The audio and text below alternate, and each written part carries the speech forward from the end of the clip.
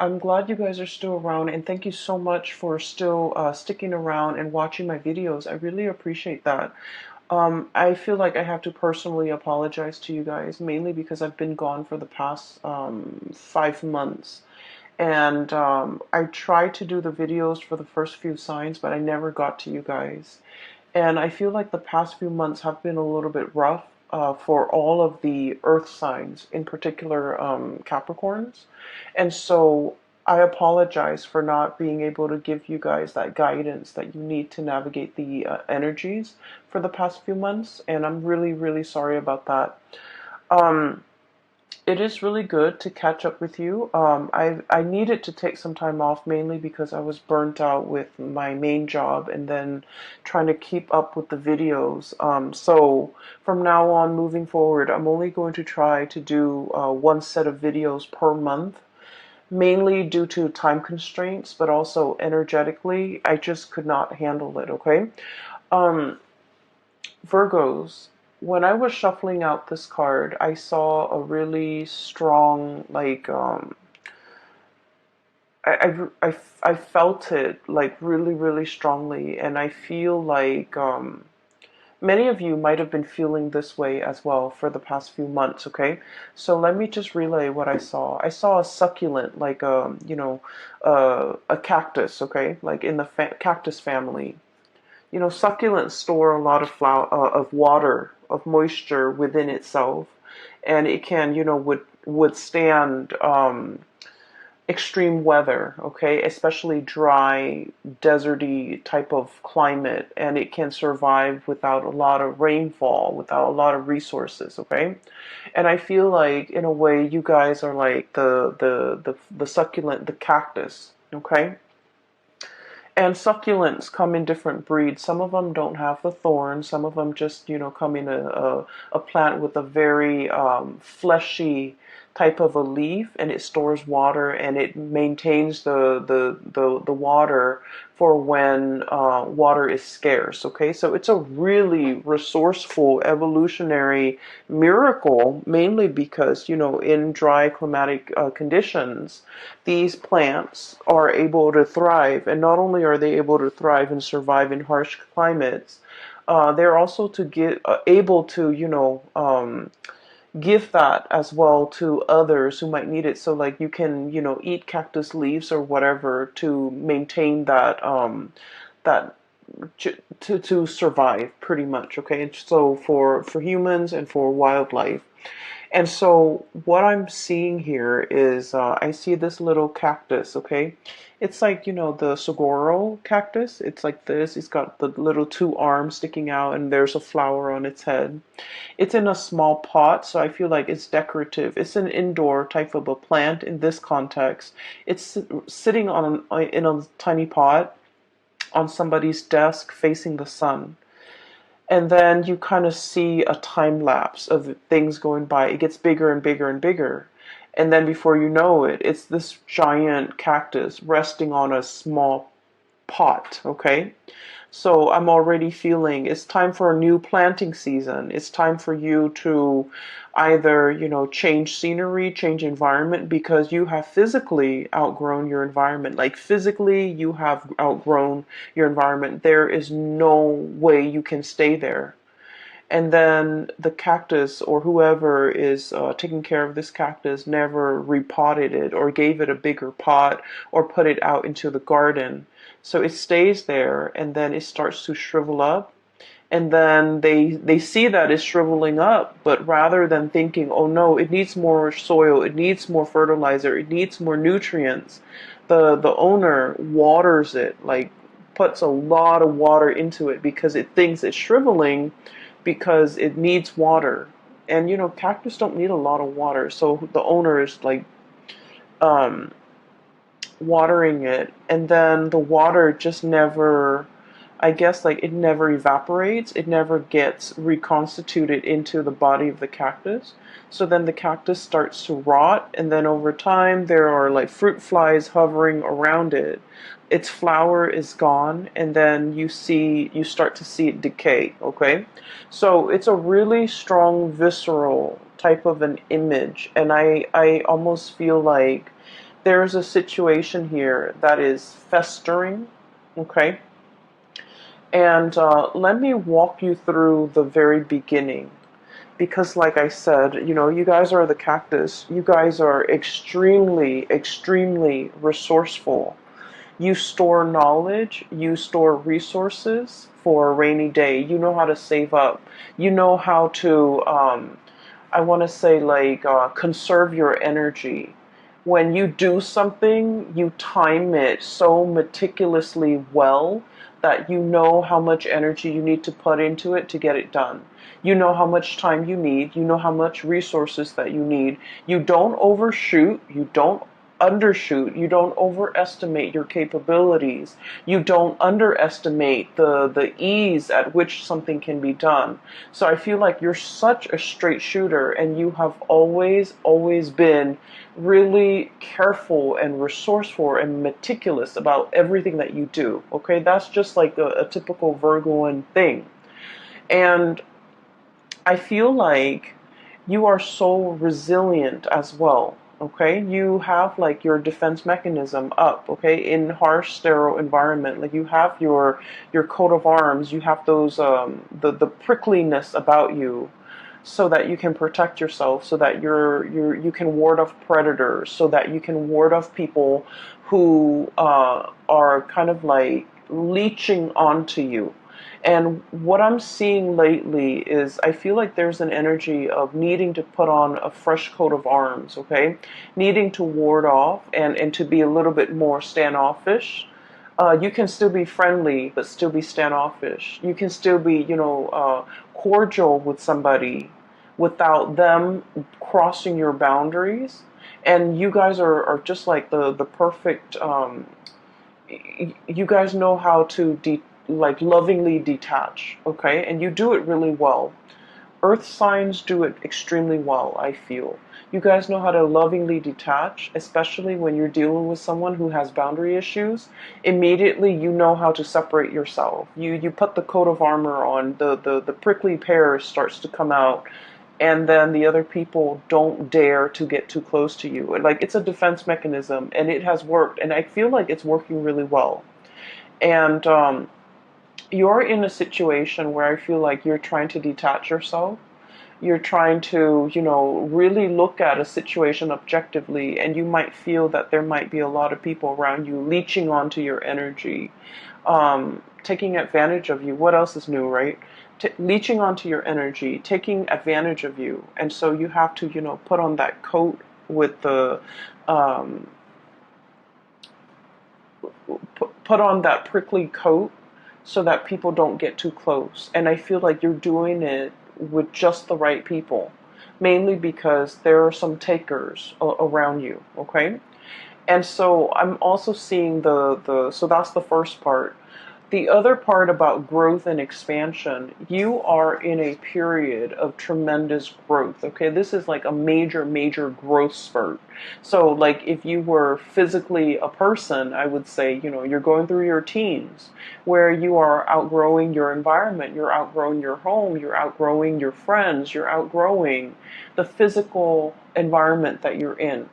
And you're contemplating the next journey, okay? So this is the card of the Empress, and this is somebody who's mated, okay? The Empress is somebody who takes care of her or himself. They're extremely, the Empress energy, I always think of it as Virgo. It's a very dignified type of energy. It's a very like, I own this. I don't need anybody else to know that I own it.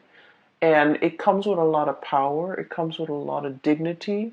It comes with a lot of respect. Okay, so you command a lot of respect from other people. They look at you and they admire you. And this is the energy of someone who's very, very nurturing. But as you can see, the two kids, right? They're kind of behind her. She's nurturing, she's protective, she's lovingly detached. She trusts that she has taught these children well when she turns her back. She knows that they're not going to abuse the animals. She knows that she's raised them right, where they're going to be able to take care of the things in their environment and to kind of like take on her own image and just be like her. Okay, so I feel like everything that you have touched, everything that you have tried to take care of, it has really grown, and it has really taken off on its own. Okay, some of you are meticulous mothers. You care a lot about, the physical, emotional, spiritual well-being of your children. Some of you take tremendous care of your household, your plants, your pets, and you do a really, really good job. And I feel like it shows, and I feel like people look at you and they're just like, she's on, the Empress is on her cushions, and she looks so dignified.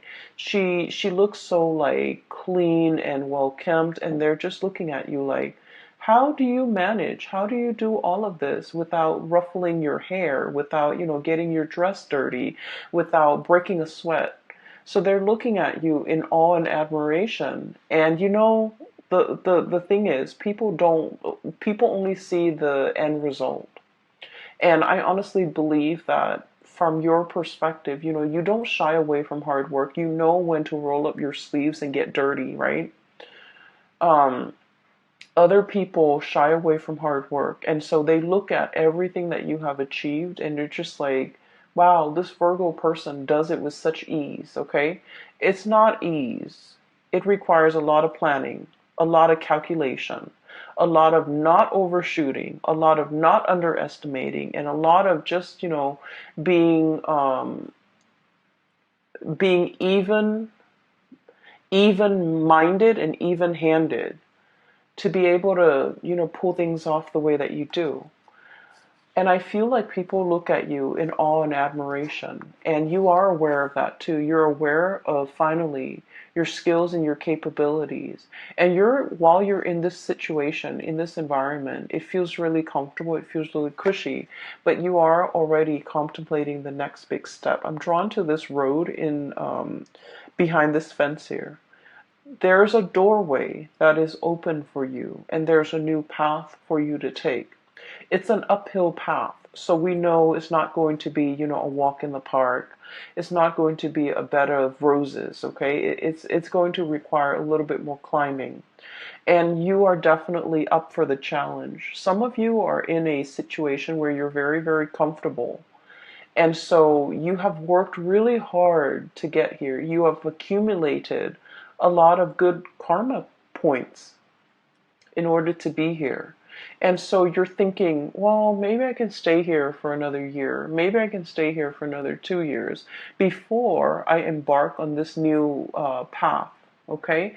Some of you might have been waiting here, waiting for that gate to open, waiting for that new path to show itself before you make a move. And now that it's showing itself, I feel like it's time for you to make a move, because once again, you are that cactus that's outgrown the pot. You're no longer supposed to be here. You're supposed to be on your way, moving towards something else, and the path is going to give you a much better view, a much better vantage point. It's going to utilize all of your skills and resources, and it's going to, I almost feel like, in a video game, this is like leveling up, okay? Going on to the next level, fighting the next monster, upgrading, learning new skills, okay? So that's what I'm sensing here. And throughout this entire journey, whatever you had to do in order to get here, I feel like you did it in such an admirable, and this is why I absolutely love Virgos. They do what's right. No matter what, it's almost like they always have this internal compass, and it always points them in the right direction. Like morally, ethically, it always points them in the right direction. And so what I'm seeing here is a situation where, you know, um, this is a card about generosity, giving back to people, taking care of people. You've done a lot of good deeds in your lifetime. Okay, and I feel like good deeds is not just about volunteering on the weekend.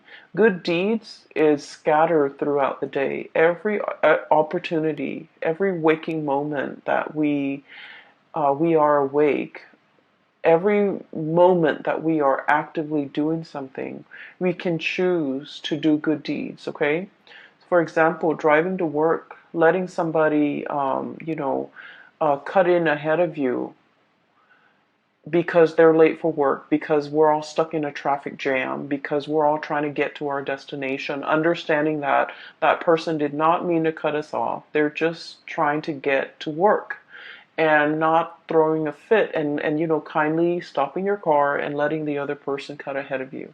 Okay. A good deed is like, looking at putting your lunch in the fridge when you get to work and seeing like some containers that have been spilled over, or seeing, some like spoiled objects in the fridge, and opting to take a few seconds to throw that out because, it's a communal fridge. We all share this space and we should try our best to keep it clean. And so I feel like you take this spirit of service to everything that you do, to your daily actions, to every single event, to every single moment of your life, okay? Doing the right thing, okay? Even if it takes a few seconds of your time, even if it just, even if it requires you going out of your way, as long as you feel like, well, I have the time, so I can do this because the other person seems stressed out. And so I'm doing this so that it can, alleviate a little bit of stress in their life. That's how Virgo people think. And I feel like it's pretty amazing.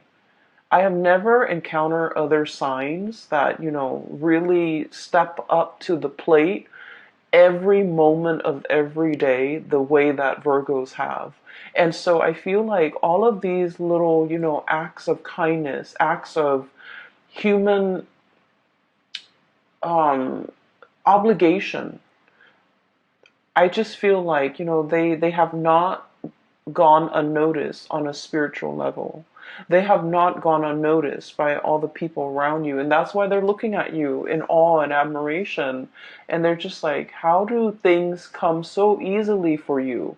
And, it doesn't come easily. It's just we have to train our mind to look at everything that we do and serve others and live our lives with a lot more purpose and meaning, and live our lives based on this spirit of service to other people, okay, to our environment, to other people. And so what I'm seeing here is I see a situation where you are definitely in your A game, financially, professionally, spiritually, emotionally, physically. You're at your A game and you're ready. Life has opened up a new door for you because you're ready to tackle the next big thing, okay? It's almost like spiritually you're being led for something bigger and brighter, and something that is a little bit more challenging, and you understand that it's going to be a little bit more challenging. So you have spent, the last 6 months preparing yourself physically, emotionally, and spiritually to embark on this next phase in your life. And so I see so much stability and abundance that's coming into the picture. So the first four cards just scream out, spirit of service, okay? Good deeds coming back, a lot of financial stability, a lot of money coming into the picture, a lot of generosity. This is a card, the King of Pentacles is somebody who sees the proper value in other things, in other people as well. So this is somebody who might be in your life who is really in sheer admiration of you. And they're going to, I'm seeing a lot of gratitude. So I usually think of this as somebody's ringing the bell. Somebody's making their presence known. Somebody's coming for a visit. Somebody is like really expressing, how they feel about you. And I feel like they are like this. They're very financially stable. They might own property. They might own homes. They're just, somebody that knows how to generate money. They start from nothing, starting from the ground up, and they have built a really prosperous and successful future for themselves. And they didn't do it by, trampling over other people. They didn't do it from stealing or cheating other people. They did it from kindness. They did it from gratitude. They did it from this space where they're being of service to other people. And as a result of being service, I feel like it's good karma coming back home to roost, because you're in a very financially abundant space, and you are in a position where you are like admired by somebody who sees all of these virtues in you, and they really, really admire you, okay? I feel for many of you, this might be a love interest, okay? This is somebody that is, you're coming across here as the Empress, and they are the king. So you make them almost want to be a better person. The perfect match for the Empress is the Emperor, right? And the kings are really financially abundant. They're prosperous. They rule like a kingdom. However, the emperor rules over all the kings. And so what I feel is this person wants to be like you. They want to emulate you. You make them want to be a better person. You make them want to strive for more.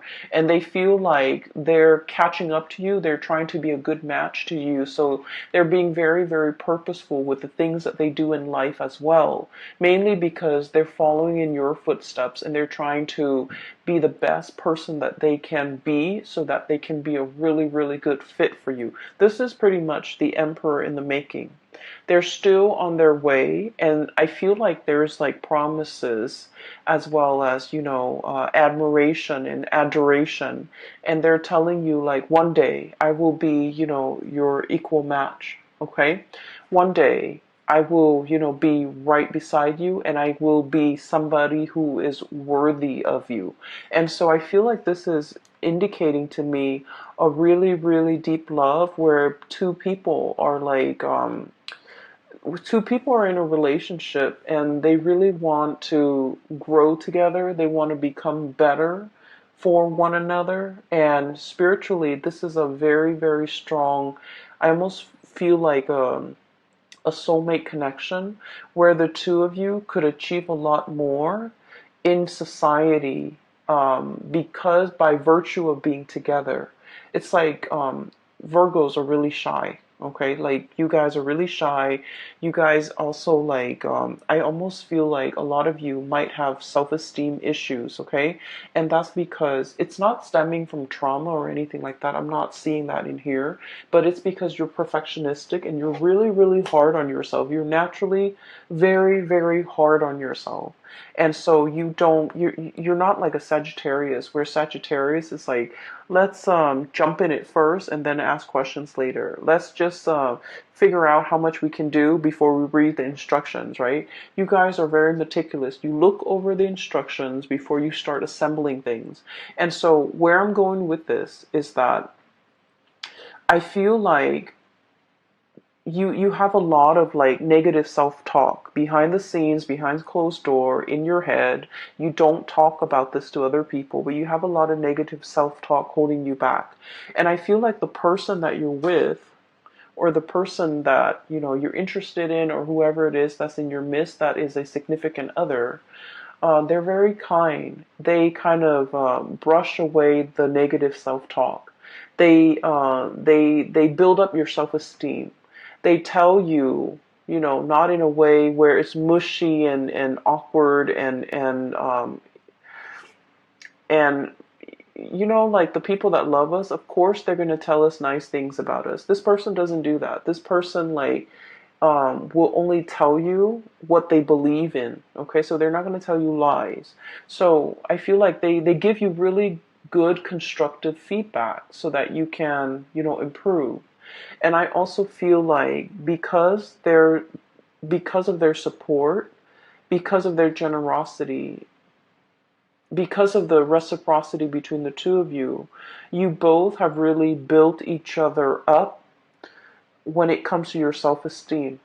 Okay, whatever has really shaken you, whatever has really chipped away at your self-esteem through the process of working, growing up, dealing with family, dealing with people, dealing with, people that you had to cut out of your life. If your self-esteem has been corroded, this is somebody that really helps build it back up.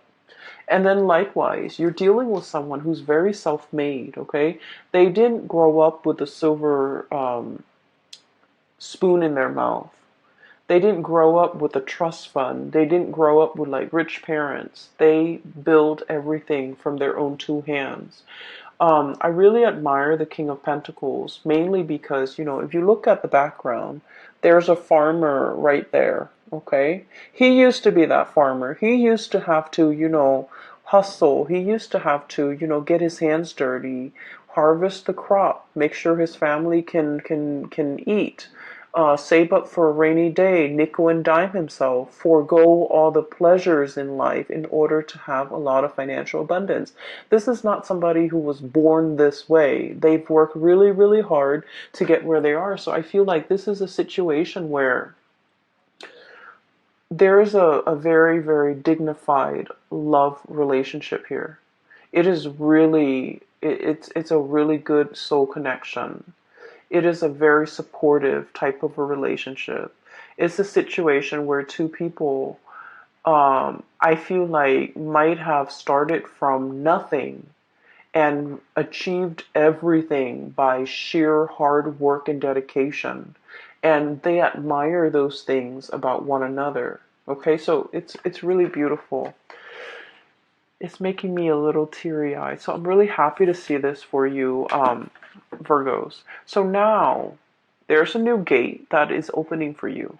Literally a new gate. And um, I'm saying the new gate, and you know how like gates that have been really old and rusted, they make a lot of noise when you open them, right? When you move them, when the wind moves them, when somebody physically goes in there and jiggle the key in there and try to pry it open and moves it, it makes a lot of noise. I feel like there's a situation here where there's a lot of noise and clamor, and I feel like if you're looking for a sign, like tell me which way I need to go towards the noise, okay? It's because I feel like something is making itself very, very evident to you. And it's telling you this is the one. It could be like a signal that somebody's coming in. This is the one. It could be this is the job that's coming in. This is the new path that you're supposed to take. So that's what I'm sensing here, okay? Let me talk about the other cards. So as we progress with the image, okay, so this is sort of like the cactus getting really big, and then it's got a flower blooming on its head. It's really cute. So it's getting bigger and bigger, and the pot is too small. So you're in a situation where you have outgrown the environment and you need to move on. You need to move on to a new phase. And what I'm seeing here is there have been a lot of offers on the table for you. And I feel like you're thinking about, I want something a little bit more exotic. I've spent a lot of my time, a lot of the past few years, majority of my adulthood, being the responsible one, doing something that's expected of me, making the safe decisions, or sticking with the safe choices. And I'm in a position where I am looking for something brand new. I'm looking for a challenge. I'm looking for something that has not been done yet. Okay, so I feel like for many of you, you guys are very, very good at looking at existing processes, looking at existing ways of doing or existing things, and streamlining it and improving it and making it more efficient. But now you're in a phase where you're trying to create something brand new, something that has never been done before. And so you're looking at all of these offers and you're just like, these are mundane. These are things that anybody, like a trained monkey, could do if you train it well. Okay, I'm looking for something a little bit more challenging, a little bit more like a little bit different from everything that I'm used to. So some of you, for example, in your resume, you might have had like 4 jobs where you were, for example, um, an office administrator, and then you become a lead administrator, then you become a supervisor, then you become a manager, but it's all office administration. And you're just like, I want something new. I want a change of, like a brand new change of scenery. I want something that has not been created yet. I want a position that has not been there. And I want to do something that is outside of the ordinary, outside of these. I want to break away from my resume. I don't want my resume or my past work experiences or my past history to pigeonhole me into getting the same types of position. So you're waiting for that new change. And in the meantime, while you're waiting, what you are doing is you're in charge and leading a lot of people. Okay, this is somebody who's in a leadership position. And people trust them. All those wagons, all those families are, they're following this man because he's got vision and he's got a bird's eye view, and they know that, he's going to take them to safety. He's very humble and modest. He's not on a horse. He's like walking side by side these wagons, and he just happened to be elected the leader because people trust him. And so I feel like you're on the major, like